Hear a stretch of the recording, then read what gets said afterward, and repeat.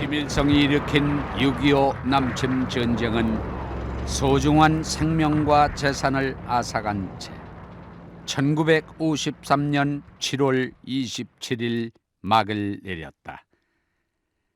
김일성의 욕심으로 시작된 6.25 전쟁에서 북한은 많은 것을 잃었다.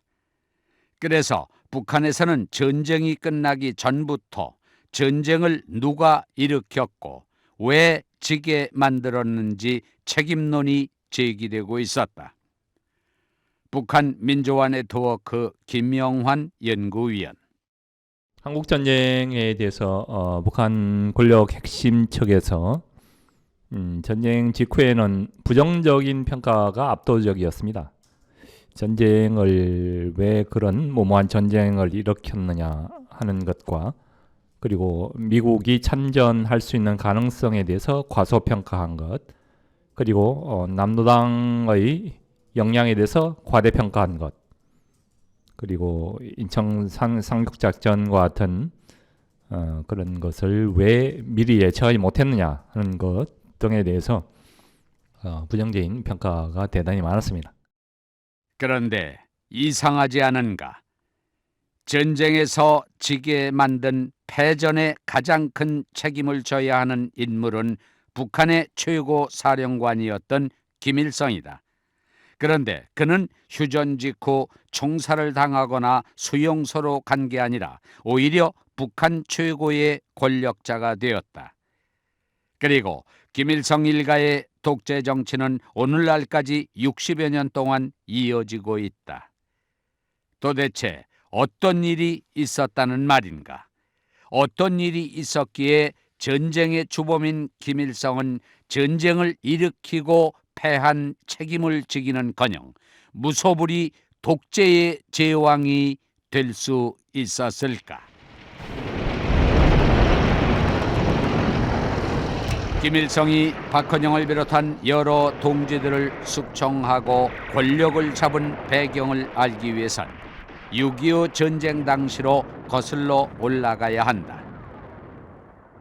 6.25 전쟁 당시 북한군과 소련의 예상과 달리 유엔이 참전했고 북한은 계속 밀릴 수밖에 없었다. 그러자 김일성의 신변에도 큰 변화가 일어난다. 한국이 유엔군 사령관에게 지휘를 맡겼던 것처럼 김일성도 조중연합군 사령관인 팽덕회에게 지휘권을 넘긴 것이다. 전쟁을 일으켰던 김일성은 어느 순간 모든 지휘권을 상실한다. 북한 전략센터 김광인 소장. 조중연합군이 구성이 되면서 연합군 사령관이 이제 팽덕회가 되면서 김일성은 그냥 아무 실권이 없는 이 존재가 돼버려요. 그리고 굉장히 수모도 많이 겪어요. 전선에서. 김일성이 찝차가 지나가는데 중공군이 막아서 가지고 들여보내주지도 않고 하는 김일성의 입장에서 굉장히 치욕스러운 일이 많이 벌어집니다. 창피해서 얘기를 안 할 뿐이죠. 그러다가 보니까 김일성이 자연스럽게 노동당 쪽에 관심을 갖게 돼요. 당 쪽에. 조중연합군이 만들어지고 지휘권이 팽덕회에게 넘어간 후 김일성은 완전히 빈털터리 신세가 된다. 그때 김일성은 시시각각 다가오는 위기감을 감지한다. 그리고 어떻게 하면 이 전쟁의 책임에서 벗어나 홀로 살아남을지 곰곰이 따져보게 된다. 전쟁의 책임론에 휘말리면 김일성은 책임자였던 만큼 자칫 목숨을 잃을 수도 있다는 것을 파악한 것이다.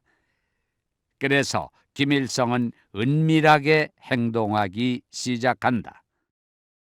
나를 대신할 희생자, 재물을 찾아야 돼.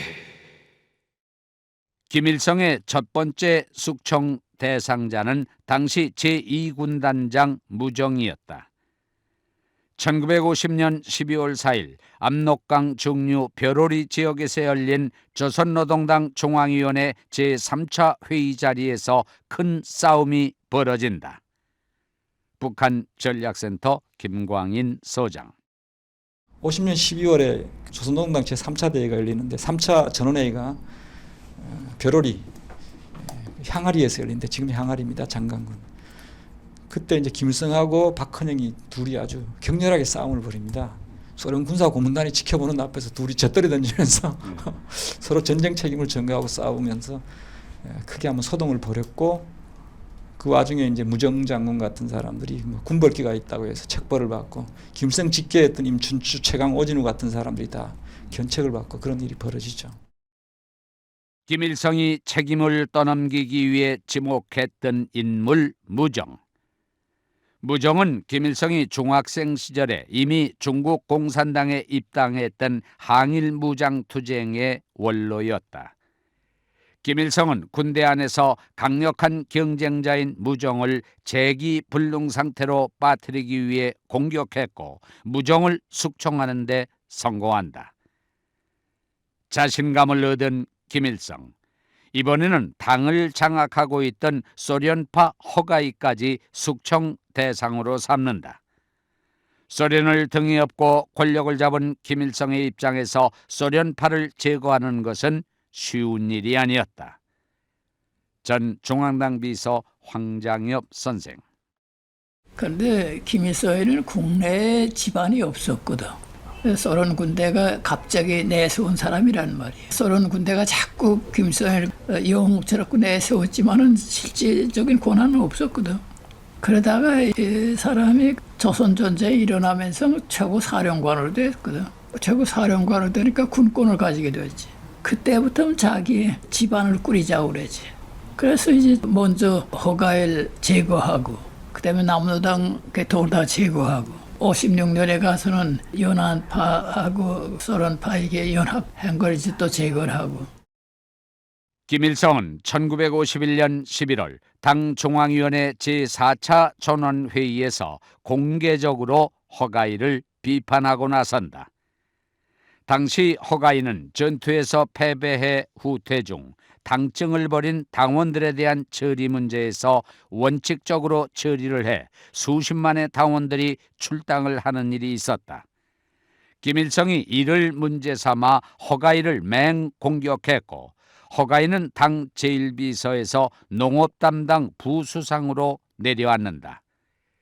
이후 허가일은 자살했다고 알려져 있는데 그의 죽음에 대해서는 여러 가지 설만 남아있을 뿐이다. 소련파까지 숙청하는 데 성공한 김일성. 이제 박헌영과 남조선 노동당파만 제거하면 완벽하게 권력을 잡게 된다. 김일성이 박헌영을 숙청한 방법은 조선 현대사에서도 그 유래를 찾기 힘든 아주 잔인한 방법이 동원된다. 1953년 어느 날, 개가 사람을 물어뜯는 소리와 한 인간의 처절한 울부짖음이 밤하늘을 갈랐다. 개한테 물어뜯기는 고문을 당하고 있는 자, 박헌영이다. 전 중앙정보부 부장 특별보좌관을 지냈고 현재는 북한 민주화 포럼 상임대표인 이동복 씨.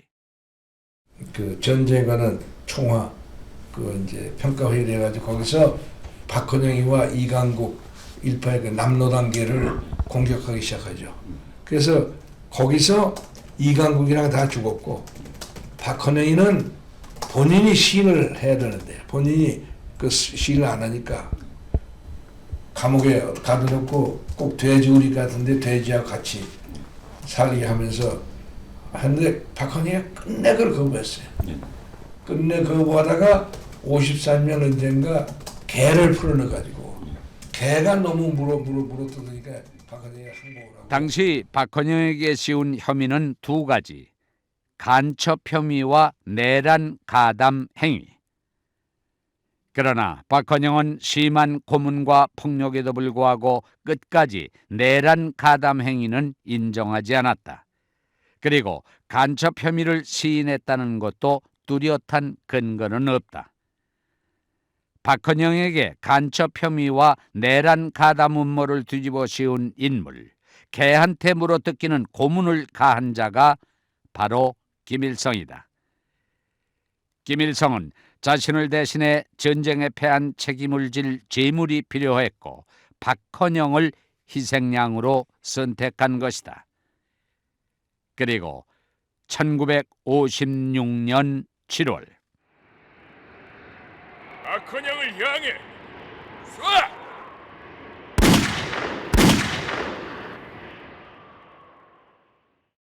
박헌영은 결국 총살당하고 만다.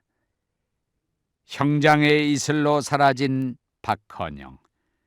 김일성이 잔인하게 숙청한 박헌영은 누구인가?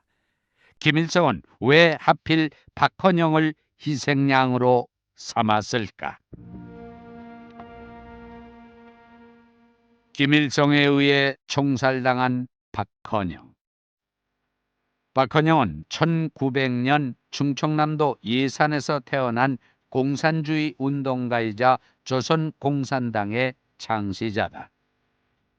그는 1921년 중국 상하이로 건너가 이루크츠크파 고려공산당에 입당, 같은 해 고려공산 청년동맹 책임 비서가 된다. 그리고 1925년 4월 17일 김약수, 김재봉 등과 함께 조선공산당 창당 대회를 열어 공산당을 조직했고 18일 고려공산청년회를 결성해 책임 비서를 맡는다. 일제 치하에서도 지하 활동을 통해 조선 내 모든 공산주의자들을 통합시키고 이끌었다.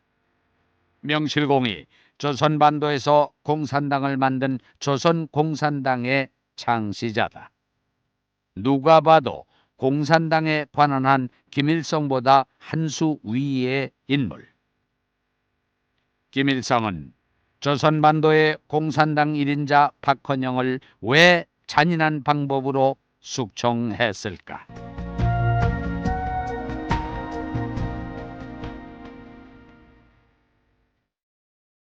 김일성이 숙청 대상자로 박헌영을 꼽은 이유는 크게 두 가지.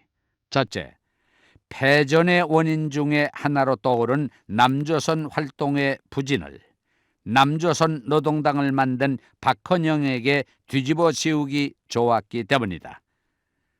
그런데 이보다 더 큰 실질적인 이유는 박헌영이 조선노동당을 만든 인물이기 때문이다. 옛날 분들은 조선노동당은 박헌영이 만들었다 이렇게 가끔 술자리에서 한탄식으로 얘기하거든요. 그러니까 알만한 사람들은 지네끼리만 알고 모르는 사람들은 그저 여전히 김일성이 만들어온 거로 그렇게 알고 있죠. 조선노동당은 당연히 김일성 동지 당이라 하거든요. 조선노동당이 기원은 타도 제후시 동맹, 약칭 트드에 있다고 본단 말입니다. 그건 당연히 수령님이라고 부르는 김일성이가 창건했다고 돼 있죠. 1945년도 10월 10일 날 조선노동당이 창건이 됐고요. 그때는 이제 공산당이죠. 북한 주민들의 증언대로 김일성은 자신이 조선노동당을 창당했다고 선전하고 있다. 하지만 레닌의 주도로 1919년 러시아에서 창립된 국제공산주의 조직 코민테른의 일국 일당 원칙, 즉 하나의 나라에는 하나의 공산당을 원칙으로 하는 일국 일당의 원칙에 따라 조선반도는 박헌영이 1925년에 만든 조선공산당이 뿌리가 되는 것이다. 북한 민주화 네트워크 김명환 연구위원. 김일성은 자립적인 능력으로 북한의 모든 공산주의자들을 통합시키지 못했지만 박헌영은 자립적인 능력으로 남한의 모든 공산주의자들을 통합시키고 이끌었다는 그런 측면에서 꽤 유능한 그런 공산주의자이고 상당히 권위가 있지 않나 이렇게 평가가 됩니다. 박헌영이 조선공산당을 처음으로 만든 시기는 1925년 4월 17일. 반면 김일성이 조선공산당에 처음 입당한 시기는 1945년 10월이다.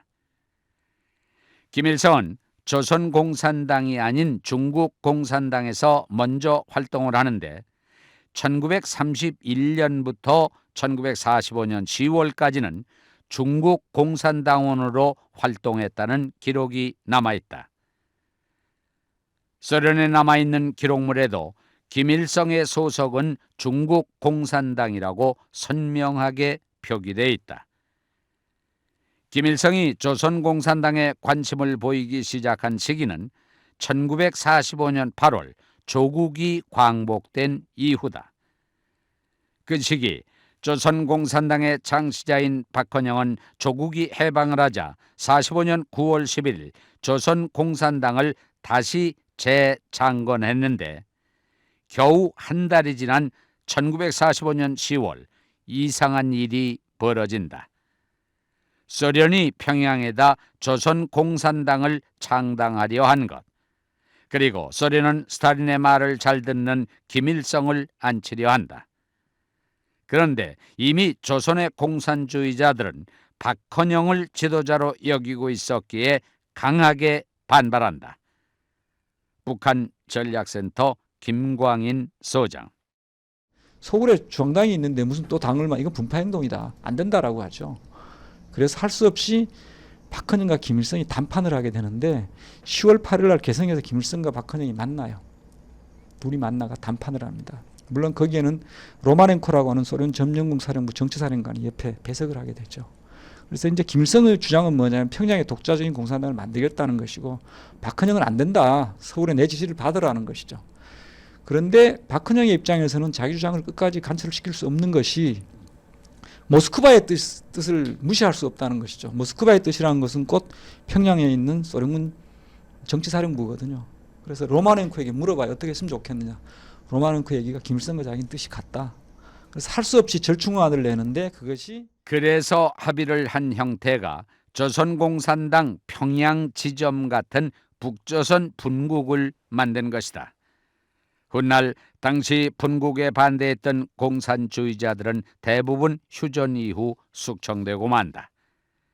어쨌든 1945년 10월 조선공산당 북조선 분국이 결성되고 당시 김용범이 책임비서를 맡는다.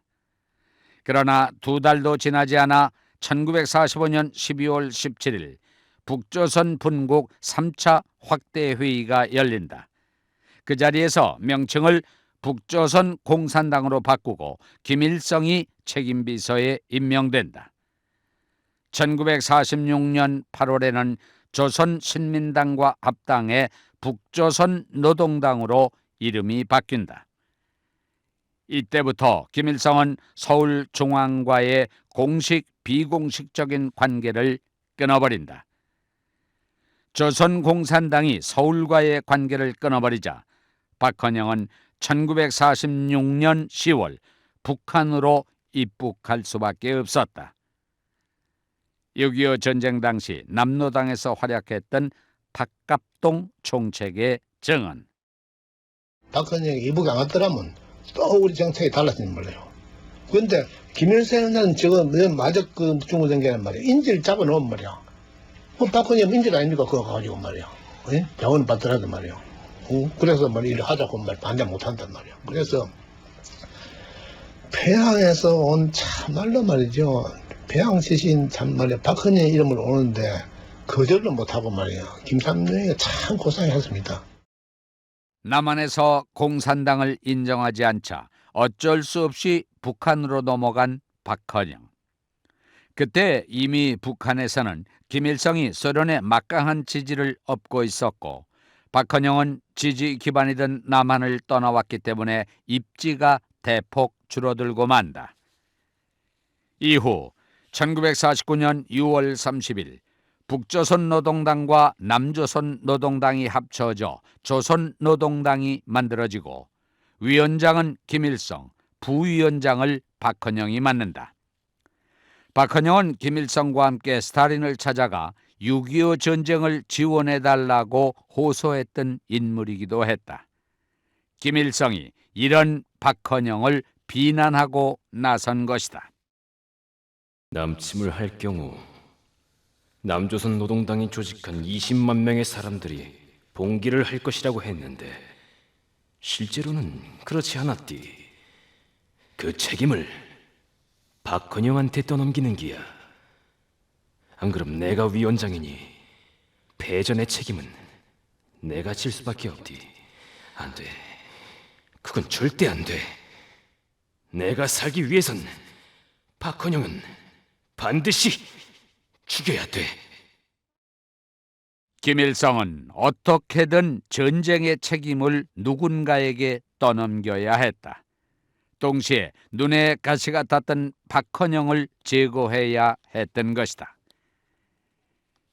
1953년 7월 27일 정전협정이 체결되고 사흘이 지난 7월 30일 김일성은 이승엽, 조일명, 림화, 이강국 등 남조선노동당 계열의 핵심 간부 12명을 반국가 반혁명 간첩죄로 체포한다.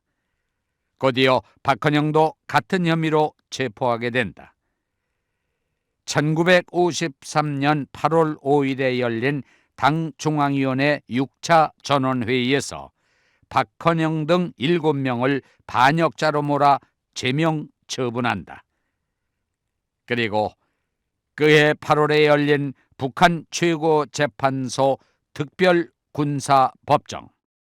리승엽과 리강국 등 10명은 미군의 스파이로 활동해 사형에 처한다.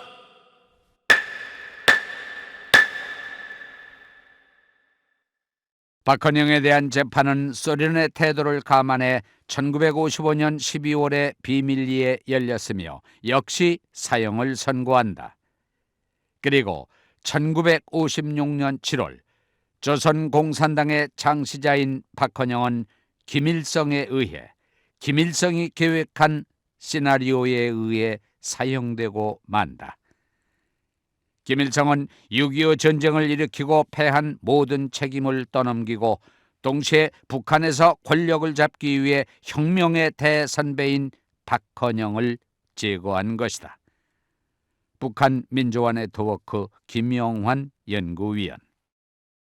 그런데도 불구하고 박헌영을 처벌한 것은 박헌영이 정치적으로 굉장히 부담이 된 그런 측면도 있고, 남노당계를 괴멸시키기 위해서는 박헌영을 치지 않으면 안 되는 정치적 현실 때문에 박헌영과 남노당계를 괴멸시키기 위해서 과도하게 처벌한 것이지 않을까, 이렇게 판단이 됩니다.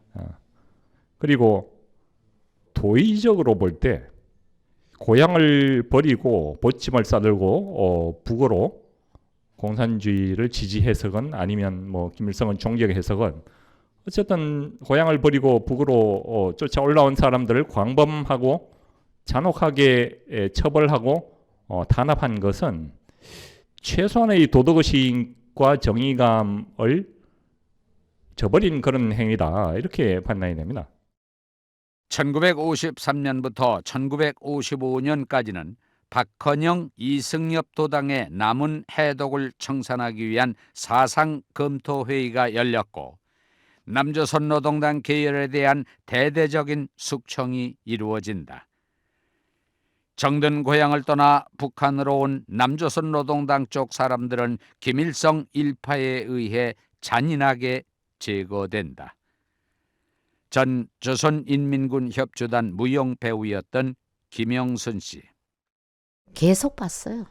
오늘은 이게 떨어졌다, 내일은 이게 떨어졌다, 모레는 이게 떨어졌다, 걸피는 이게 떨어졌다 하는 걸 그저 그걸 별로 신기하지 않게 봤어요. 수많은 사람들이 떨어져 나갔다. 아니, 죽어나갔다. 누가 봐도 전쟁을 일으킨 사람이 김일성인 만큼 책임 역시 지휘권을 가졌던 김일성에게 있다. 이런 사실은 소련도 잘 알고 있는 사실이다. 그런데 왜 소련은 김일성이 박헌영과 남조선노동당 계열을 숙청하고 패전의 책임을 떠넘기는 것을 가만히 보고만 있었을까? 스탈린이 박헌영을 선택하지 않은 것은 박헌영을 따르는 세력이 상당했고 박헌영이 민족주의적 성향이 강해 스탈린의 지시를 잘 따르지 않을 것으로 판단했기 때문이다. 결국 소련의 입장을 충실히 대변할 김일성이 소련의 지지를 받으면서 박헌영의 남조선 노동당은 비극적인 최후를 맞게 된 것이다.